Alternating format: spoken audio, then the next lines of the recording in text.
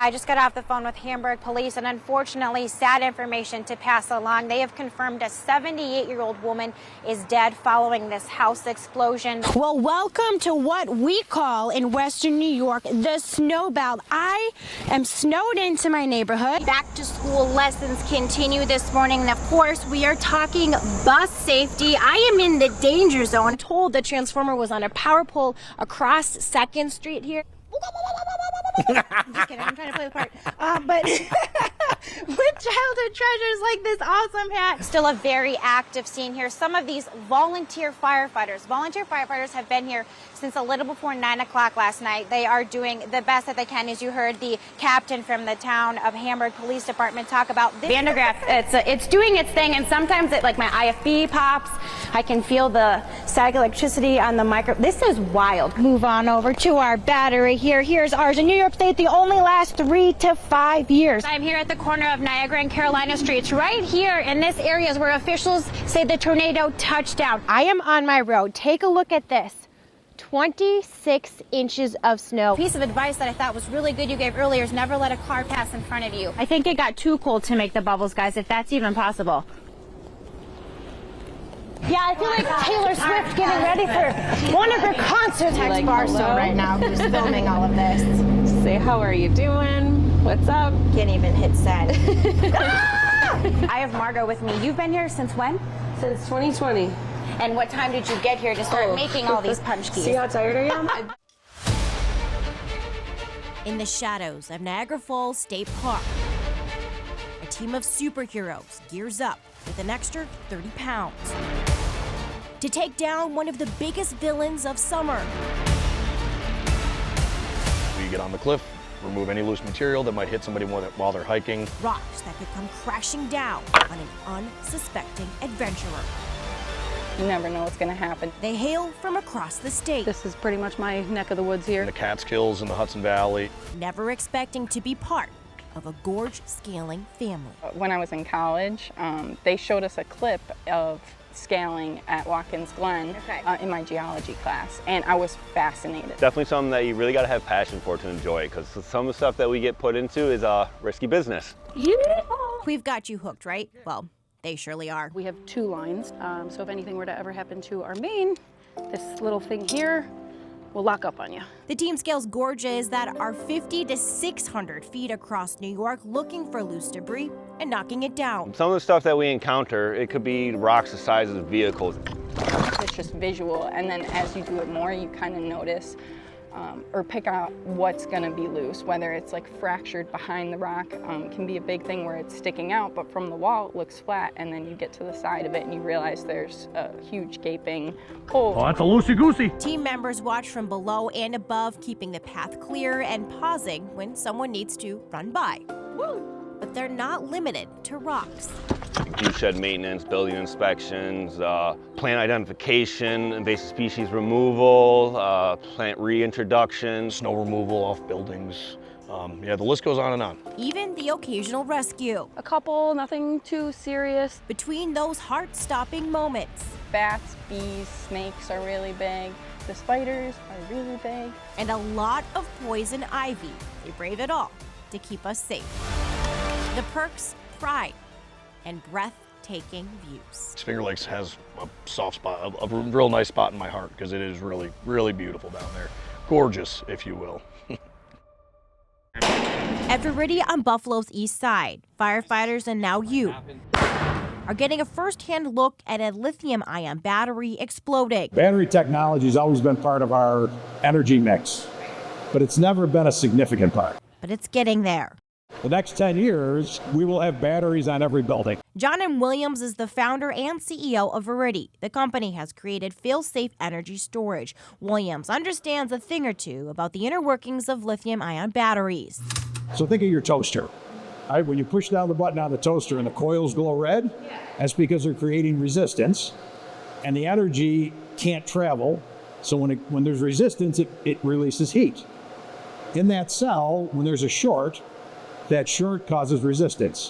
When the resistance creates enough heat, it sets off the lithium. Williams says, like dominoes, the failure then moves from cell to cell. Their technology stops that from happening. Inside of this pack is a very specific series of materials, pouches, and other designs that when that cell lets go, we hold the energy. Now, according to state records, there are more than 75,000 EVs registered across upstate. Actual EV. Monroe County has the most.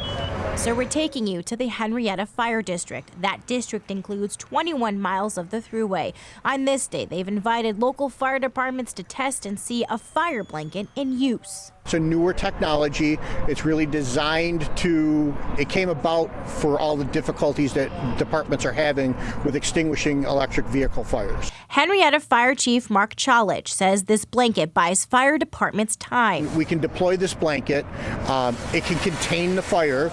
If we're talking a high-rise or a parking garage or some type of underground parking, the crews can get in there. They can get the vehicle isolated before they get hose lines in place. Because once a lithium-ion battery goes up, there's that chain reaction, and they can burn for hours. On a regular vehicle fire where, it'll take normally 500 gallons of water or something like that to put it out, we're looking at upwards of 20,000 gallons for an electrical vehicle. He says the blankets come in multi-use or single-use, which is what they've chosen for safety reasons. I don't want to bring that cancer and those chemicals and the unknowns back into a firehouse. He says they haven't deployed their blanket yet, but it's just a matter of time. Monroe County has seen some of these fires, but it's not happening every day. Ken Love is the Monroe County Assistant Fire Coordinator in charge of hazmat. He says the fire blankets range from $1,500 to $5,000. It's a costly expense for cash-strapped departments who have been encouraged to use grant money to get equipped. This is a new challenge for us in Monroe County and throughout the state, and we're working with state leaders as well to try to come up with processes to protect our community and wherever else we can help out. But it isn't just firefighters who need to understand EV fires. So do paramedics and police. In 2023, there was a national study that pointed out that a full 40% of first responders, firefighters, had no training whatsoever in how to deal with electric vehicle fires. It was a troubling statistic for State Senator James Skoufis. He's the Senate sponsor for a bill that would establish a specialized electric vehicle emergency response training program. You've got batteries, you have wiring, you have computers, some of which have to be completely disconnected before tools like Jaws of Life can be used. Skoufis says the legislation tasks the state fire administrator with creating the program for all first responders. He adds it's a step in the right direction as our community shifts to clean energy solutions. We are getting more ready by the day, but we're nowhere near fully ready. Well, being ready is exactly what's taking place here at the Tasawasa Fire Department in the town of Nassau. A few dozen volunteer firefighters are getting their burning questions on lithium-ion fires answered. Really how we're going to approach these fires. We're a very small department with, like many across the state of New York, that have limited resources. Michael Hurley has been a volunteer firefighter for about 2 decades. For rural departments like his, using 20,000 gallons of water would be a challenge. We don't have hydrants out here, so we have to establish a water source before we can do anything. They'll rely on mutual aid like many departments do, but fire departments across the state are consolidating, struggling to find members and money. At least these classes are state funded, and teaching these 39 volunteer firefighters is Victor Graves. He's a fire protection specialist with the New York State Office of Fire Prevention and Control. I think that the biggest thing is to alleviate their fear of being able to deal with these emergencies. Graves says they've taught 132 classes since 2023, reaching more than 4,500 firefighters, not including some 700 online participants. According to the Firefighters Association of the State of New York, there are nearly 90,000 firefighters across the state. We're still using some of the current technology that we have to extinguish fires. It's just understanding the new techniques of how to apply the water and where to apply the water. He says it's about putting fire on the cells that haven't failed, keeping them cool, and stopping the fire from spreading. 3 minutes.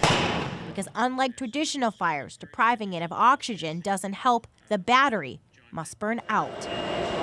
A Back at Veridia pack is made in 20 minutes. The catch, this technology isn't for cars. Williams thinks one day something similar could be. For now, though, the focus will be equipping and training our first responders as the state projects 3 million EVs on the road by 2030. And if we tell manufacturers that safety is a priority, they will figure it out. I'm about to go into the grocery store. Well, actually realizing right now that like grocery shopping is kind of a privilege, right? There are thousands of people in our communities that they don't get to do this. Okay, so I've returned from my grocery shopping. Following this shopping list, right, you can see what we are allotted to have based on a family of 4. But what I struggled with finding was canned tomato sauce. We were supposed to get 2 of them at 15 ounces. That wasn't an option. So I went with diced tomatoes, throw some seasoning in. We were told we were allowed to use seasoning, so we'll do that. But it was also just another reminder. Sometimes food pantries don't have what you might need. We followed HIPNAP guidelines given to us by the folks at Resurrection Life Food Pantry, the same folks who are spearheading the Hunger Challenge. So we're asking the community, please do your due diligence, educate yourself. And the best way to educate yourself on food insecurity is to live that life for 3 days. Kim Marzello is the pantry's director. She says 55% of their clients are senior citizens. This stigma that comes with food insecurity could not be further from the truth. Food insecurity is limited or lack of transportation. It's a financial issue. It can also be based on inability to cook, whether it's disability or different health issues. Okay, so we're less than 12 hours in, and note to self, the next time we do this, I need to hide the snacks because I am now doing this alone. To know Barnacle was always exempt. Alone was tough, but it came with a lot of lessons, like when Grant asked for chocolate milk. I thought of the mere 16 ounces we were allotted. How would it feel to tell your 5- and 2.5-year-old you can't give them milk? So we're in day 2. When I'm making stir fry for dinner, my biggest takeaway so far is canned vegetables are the worst. We need to find someone who will donate spices so people can get some flavor in their emergency food kit. My second thing that I've learned so far, it's not really like hunger that you feel, it's the stress and anxiety and like the nagging in your mind that you need to ration what you have or you'll run out. We were told to make extenders like beans and rice, and we had plenty. So our traditional Taco Tuesday went on, but with a bit of a twist. It's day 3, we just wrapped up our final dinner, and my husband asked me if I was hungry at all through this experience, and I said no, just frustrated, because no one deserves to struggle feeding themselves or their families, right? I said at the beginning of this, grocery shopping is kind of like a privilege. Should it be?